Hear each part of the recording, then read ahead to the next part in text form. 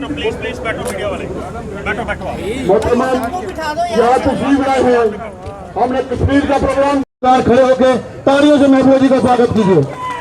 महबूबा मुफ्ती जी, party PDP Mehbooba Mufti जी।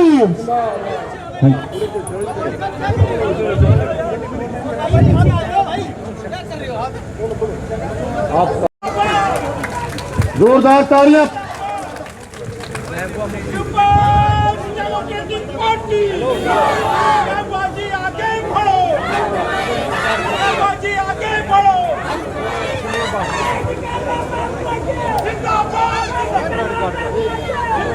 पंगे नहीं आके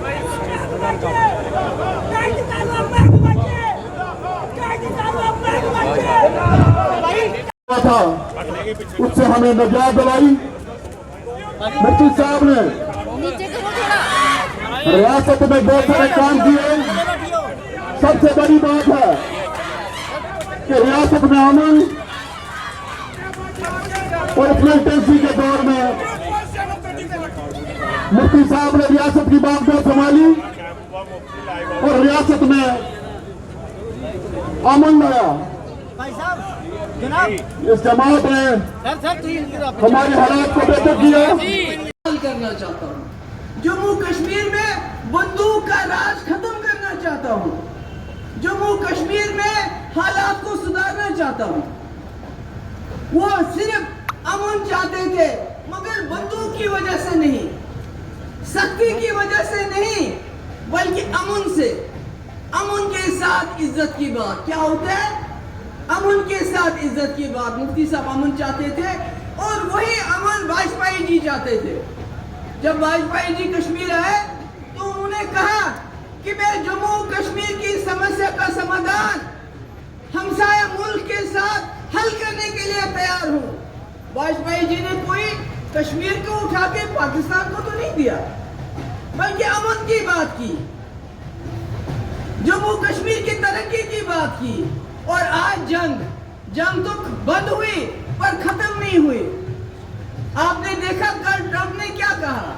ट्रंप ने कहा हमारे मुल्क हिंदुस्तान की जो मईशत है, जो क्या बोलते हैं अर्थव्यवस्था है, वो मर चुकी है। क्यों बोला ट्रंप ने ऐसा? ट्रंप ने जुर्रत कैसे की है बोलने की? क्योंकि हमारे मुल्क में इतनी गुर्बत है, 80 करोड़ लोगों को हम मुफ्त राशन देते हैं। नौकरी नहीं दे सकते किसी को, मगर मुफ्त राशन देते ताकि वो बेचारे 2 वक्त अपने बच्चों को खाना खिला सके। ये हमारे मुल्क के हालात हैं। हमारे स्कूलों के हालात देखिए, हमारे अस्पतालों के हालात देखिए। वहाँ डॉक्टर नहीं, दवाइयाँ नहीं, स्कूलों में फैन नहीं। ये क्यों? क्योंकि हमें सबसे ज्यादा पैसा हथियार खरीदने के लिए खर्च करना पड़ता है। जो पैसा हम बेरोजगारी हटाने के लिए खर्च कर सकते हैं, जो गुर्बत दूर करने के लिए खर्च कर सकते हैं, वो कहते हैं हमने क्योंकि पाकिस्तान के साथ जंग करनी है, हम वो पैसा उसके लिए खर्च करते हैं। इसीलिए मुफ्ती साहब कहते थे अमन बहाल होगा, पाकिस्तान के साथ दुश्मनी खत्म हो जाएगी तो हम लोगों की गुर्बत दूर कर सकेंगे, लोगों को रोजगार दे सकेंगे, लोगों को मुफ्त बिजली दे सकेंगे, लोगों की गुर्बत दूर कर सकेंगे। क्योंकि जब तक आप दुश्मनी निभाओगे, पाकिस्तान लगा हुआ है।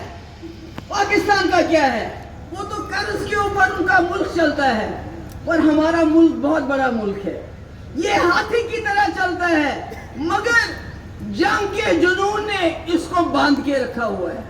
जम्मू कश्मीर की समस्या ने इसको बांध के रखा हुआ है। ये जो कर सकता है कर नहीं पाता, क्योंकि इसकी सारी ताकत जंग लड़ने में अंदर और बाहर में खर्च हो जाती है।